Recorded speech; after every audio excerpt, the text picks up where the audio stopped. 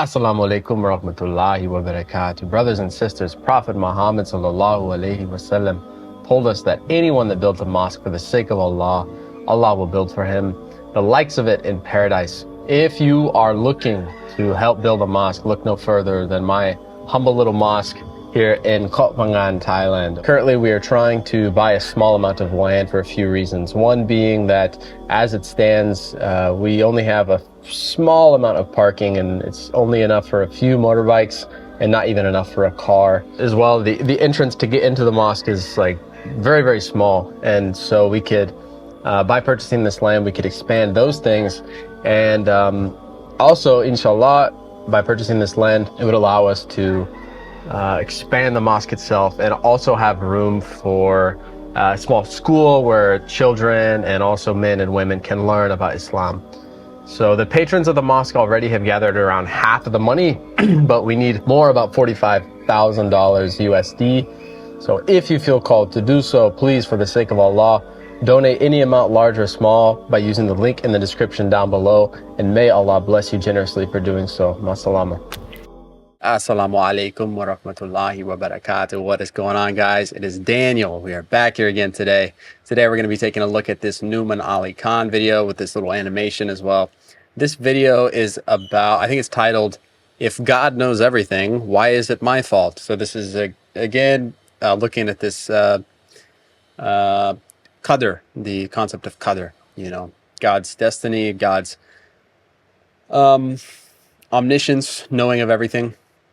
And it's a common question that people can ask, like, especially atheists. They'll say, well, you know, why does, if God is real, then why do people get cancer? Why did babies die? All these questions like this. And I think that this explanation can answer this question. And I remember actually watching this video early on, even before I took my Shahada. And I remember it being a very deep video, especially towards the end. And it answered my question. I remember feeling like, that was actually a satisfactory answer, albeit it's Nouman Ali Khan is pretty in-depth. And so let's see if we can learn something new from this video today, inshallah. And yeah, I invite you to watch this with me. So let's get into it. The Christians believe we live on the earth as a punishment. Muslims don't believe that. You know, some Muslims think Adam alayhi salam ate from the tree, and so Allah punished him, and so He sent him to the earth. So coming to the earth, for some people, it's a punishment. I am telling you, Allah put us on the earth before any tree or any fruit or anything. He already said you are supposed to be on the earth. That was part of the plan. That was part of the plan. That's a good point. That's a powerful point. You know, if the Christian story there, it's almost like God reacts to our will. God reacts to our will instead of God already having the plan set in the first place. Oh man, this is going to get complicated. Listen to my example carefully. Everything will start making sense. Inshallah. There's a person who works in a company. He works in a company and he is a secretary. Very low job. First, you know, at the front desk, almost security guard kind of guy, okay? He has to get chai for the boss. He has to, you know, drive his car, and that's what he does. But he works really hard and he gets promoted. And he goes to school and he gets promoted again. And then he gets promoted again. And then he gets promoted again. He serves in this company for 30, 40 years. And now he is the vice president of the company. What was his first job? Security guard for the company. And now what is he? What did I say, president or vice president? Vice president. That's a lot of promotion. He gave his whole life to this company. Now there's only one person who has a higher job than him. Who's that? The president. So the president walks into his office one day with a 15-year-old boy. And he says to him, hey, listen, this 15-year-old boy, he's our new vice president. Go get him some chai. Now the vice president served in this company for 40 years. He got promoted and promoted and promoted and promoted, and all of a sudden, this 15-year-old is going to be the vice president? Excuse me? No. You can't do that to me. Who is he? What degree does he have? What qualifications does he have? What has he ever done? He doesn't know anything. Look at what I have done. Look at what he has done. Look at my experience, look at his experience. Look at my qualifications, look at his qualifications. Has he even graduated from school? This boy? Does he even know how to spell his own name? You're going to make him vice president? I do not accept. Oh. You feel bad for the vice president or no? I would feel bad. If I was in the office watching this, I would say, man, this is not fair. Poor vice president. He worked so hard, and all of a sudden he doesn't, instead of getting a promotion, he gets this other guy and he says, go get him some chai. What is this? But I'm not talking to you about a vice president, am I? Who am I talking about? Iblis. Did he serve Allah before? Did he get promoted? He got promoted even above the angels. And all of a sudden this thing is made from dirt. And then Allah put ruh in it and says, this gets the promotion. And Iblis says what? No. You can't give him that's not fair. What I'm trying to tell you is that the complaint of Iblis is logical. I remember him making this point, and this happens frequently. I've noticed that people use this word logic, and I just wouldn't use that word. I just wouldn't. Logic to me implies truth. It implies truth, and yeah, okay. So it would be logical, given Iblis's shortcomings, I guess. It's understandable, right? It's understandable. But if it were truly logical, if Iblis were truly logical and understood that God is the creator of everything, including Iblis, then if Iblis understood that, it would be logical, yes or no, for Iblis to think, okay, this is Allah's will, I will submit to this will, and that's the best thing, right? That would be logical, right? But Iblis doesn't do this. He has shortcomings. He has pride, right? So we can understand Iblis's decision here, but I don't know. To call it logical, to me, I just wouldn't do it. I just wouldn't do it. I think logic is a special word, and it implies truth to me. Solve that problem later, but the first thing you need to know is that the complaint of Iblis is understandable. Ah, there we go. That's the first problem. Here's the second problem.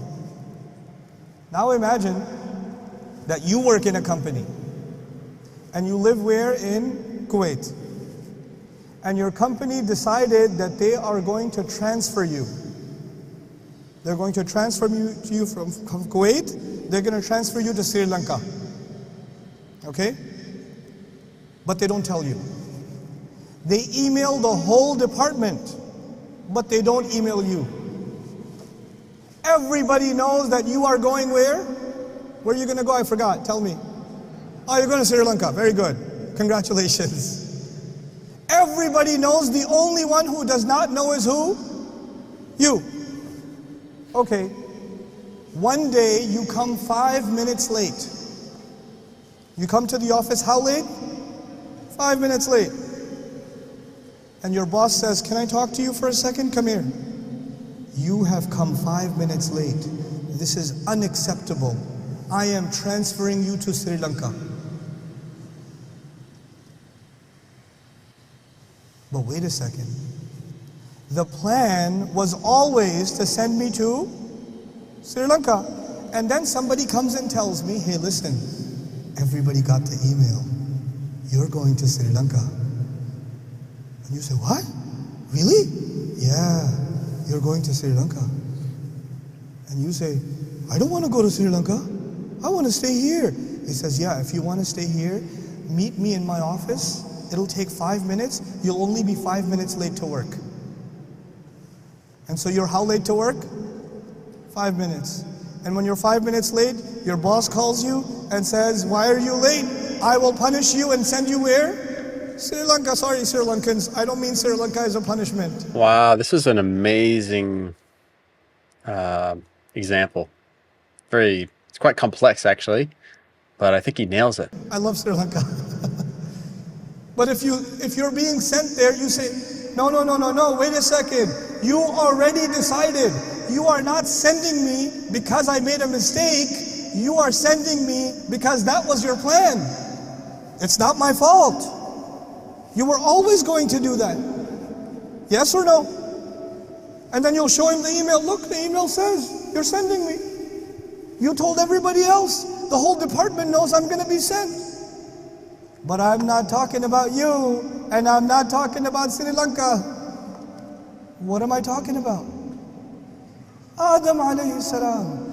What did Allah tell the angels? I am going to send him where? On the earth. But Adam alayhi salam did not begin his life on the earth. He began his life in Jannah. And then he's living in Jannah. He's told you can have anything you want. The only thing you cannot have is what? One tree, one fruit from this tree. You don't have that. Everywhere else you're free to go.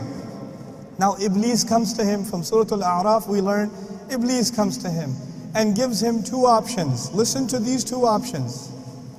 أن تكون ملكين أو تكون من الخالدين. Listen, everybody got the email.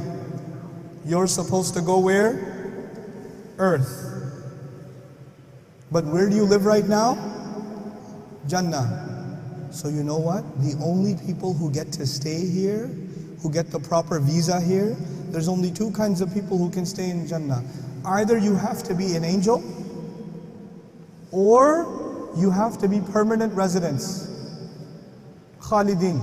Those are the only two people who have visa that they can stay permanently in Jannah. And you know what? The only way to get visa is to eat from the tree. That's why he doesn't want you to eat from the tree. Because if you eat from the tree, what's going to happen? Oh, then you will get permanent residence. You see, I'm telling you, the plan is to send you to the earth. Now, Adam alayhi salam and our mother, they eat from the tree or no? They eat from the tree. And when they eat from the tree, what does Allah say? Ihbitu. Get down from here. Go where?